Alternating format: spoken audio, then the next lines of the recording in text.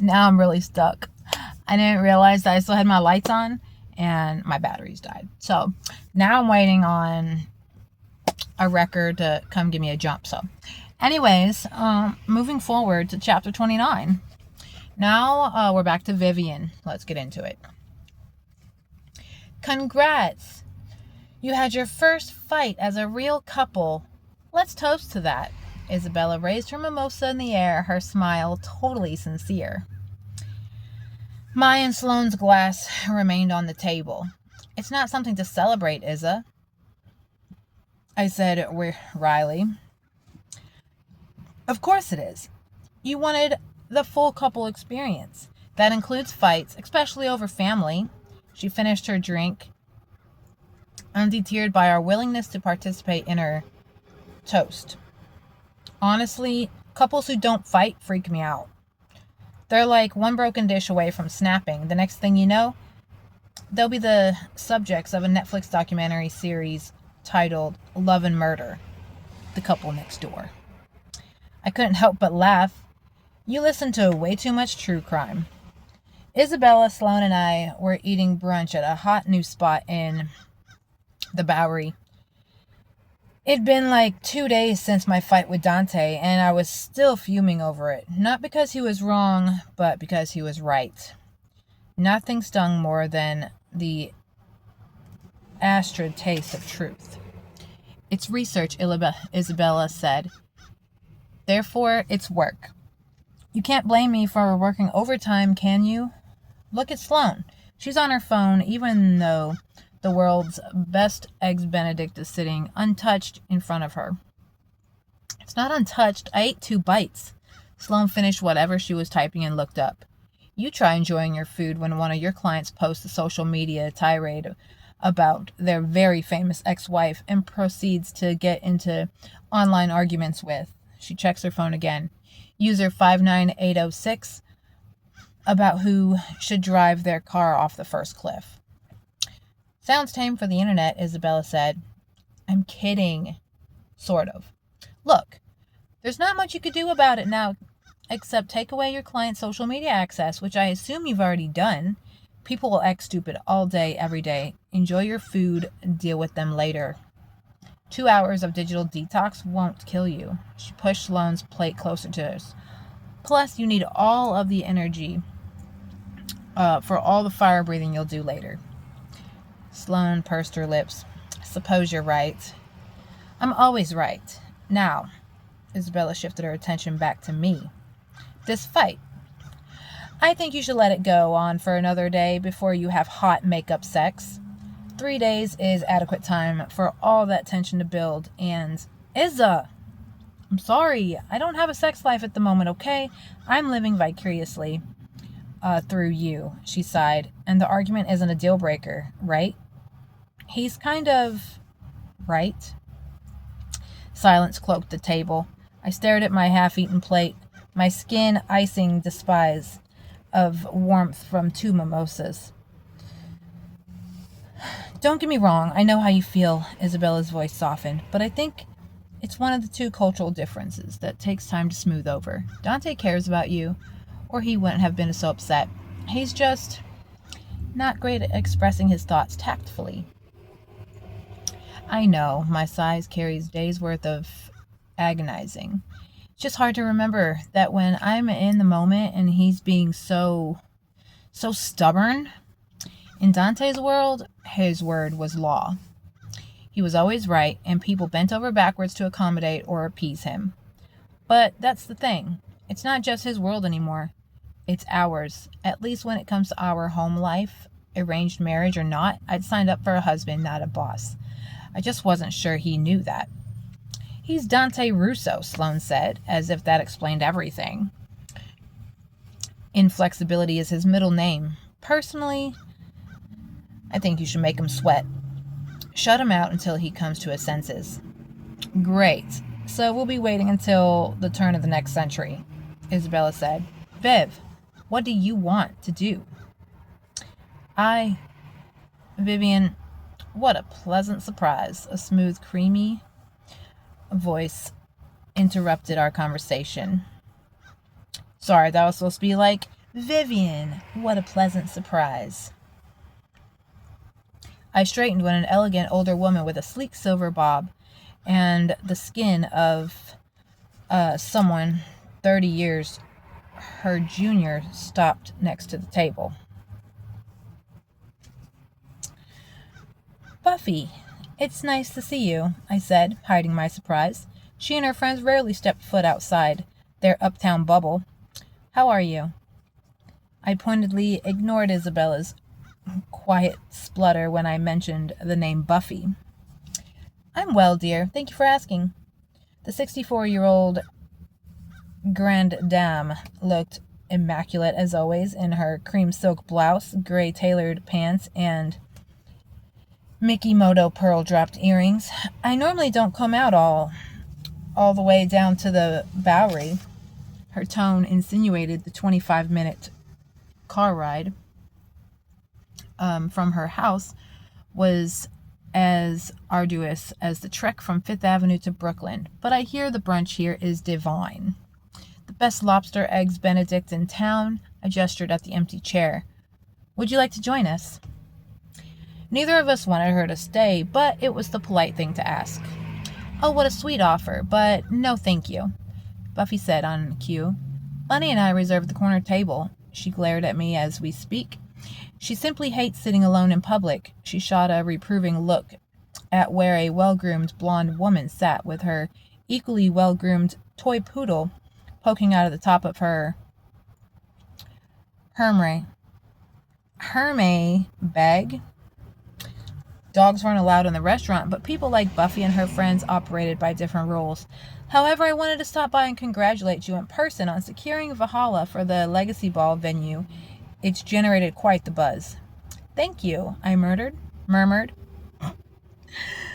I tried my best to find other alternatives, but none of them panned out, so I'd reluctantly gone with Dante's Valhalla Club suggestion. I'd insisted on putting together the pitch, which he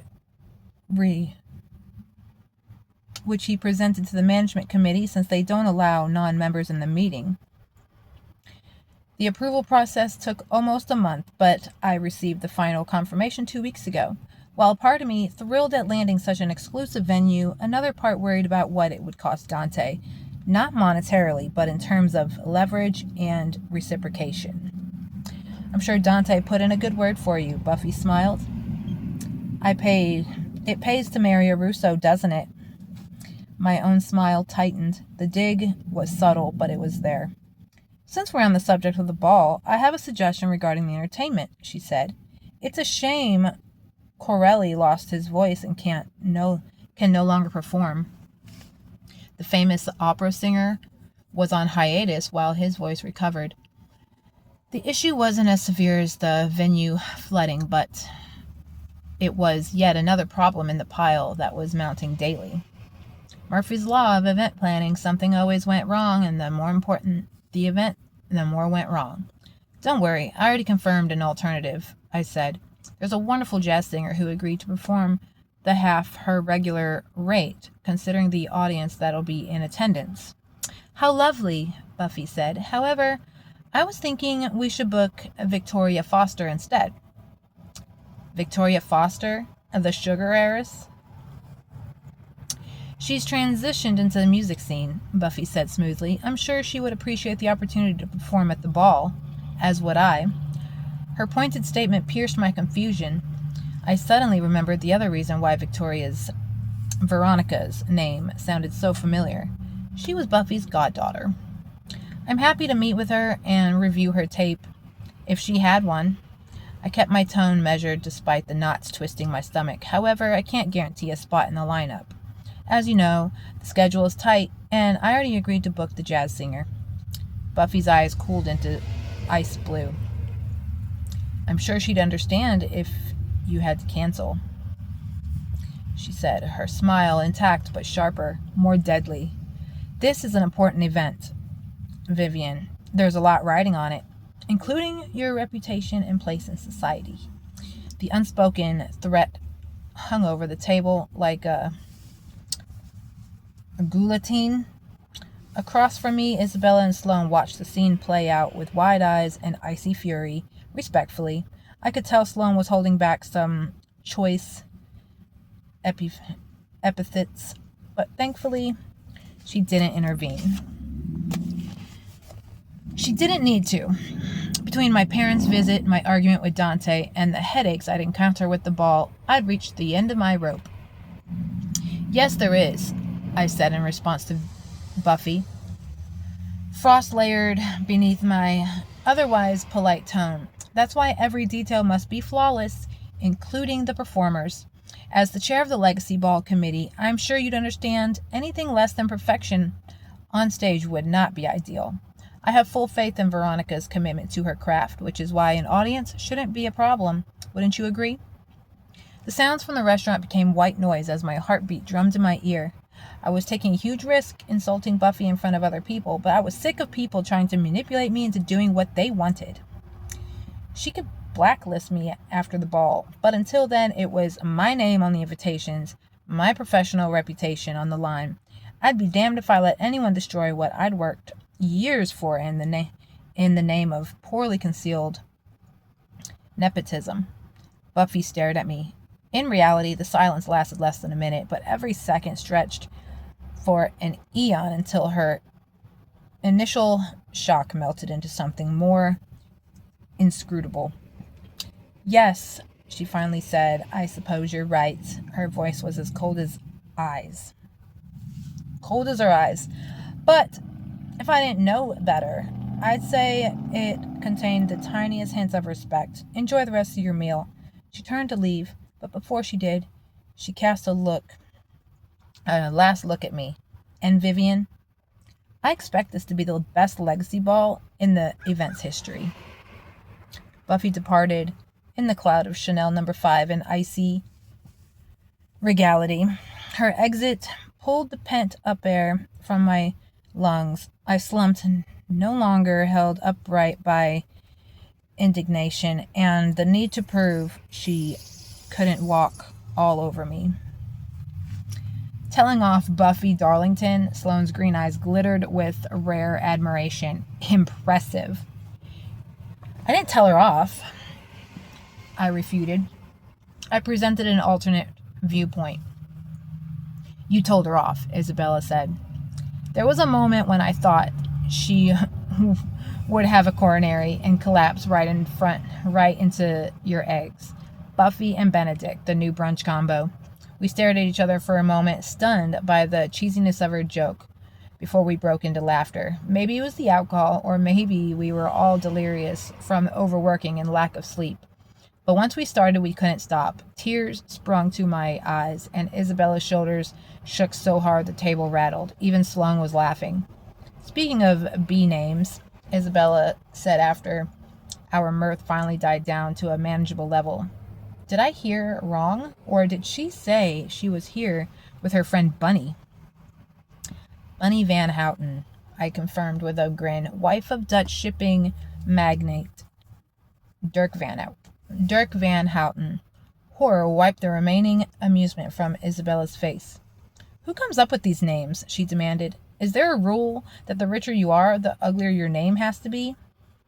They're not that bad. Buffy and Bunny, Vib. Buffy and Bunny. Isabella shook her head. Once I have the power, I'm banning all names beginning with the letters B and U. God forbid they add a bubby to their list. I couldn't help it. I bursted into laughter again, with Isabella and Sloane joining me soon after. God, I needed this. Food, drinks, and fun, silly mornings with my friends. The Buffy incident, notwithstanding, sometimes it was the simple things in life that kept us going. We lingered for another hour before we left. I insisted on covering the meal since we'd spent the majority of the time listening to my problems, and I'd just paid the check when my phone buzzed. My heart flipped when I read the new text message, but I kept my impression neutral as we exited the restaurant. There's a new romance comedy coming out next week, Sloane said. Let's watch it. Isabella eyed her with suspicion. Will you actually watch the movie this time, or will you just complain during the entire film? Sloane slid on her sunglasses. I don't complain. I provide real-time criticism on the film's application in the real world. It's a rom-com, I said. They're not supposed to be realistic. Some people like to unwind by reading or getting a massage. Sloane likes to watch romantic comedies and type up dissertation length paper detailing every single thing she disliked about the movie, and yet she kept watching them. We'll agree to disagree, she said. Next Thursday after work. Does that work? We'd survived years on rom-com conversations. We'd survived another night. After we confirmed the movie date and parted ways, I wound my way up 4th Street towards Washington Square Park. My pulse thudded louder with every step until I crescendoed at the sight of a familiar, tall, dark figure standing by the arch. The park bustled with street musicians, photographers, and students in NYU sweatshirts, but Dante stood out like a slash of boldness against the faded backdrop. Even in a plain white t-shirt and jeans, his presence was powerful enough to draw not-so-subtle stares from passerbys.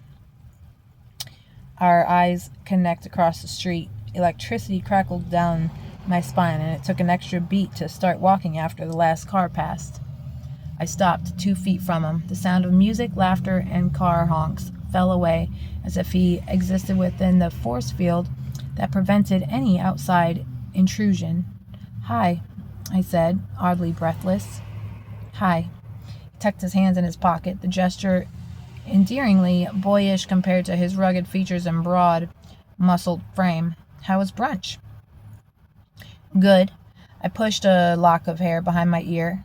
"How was your day?" I had no clue what he'd been doing this morning. "I beat Dominic in tennis." He was pissed. A crooked smile formed on Dante's lips. "Good day."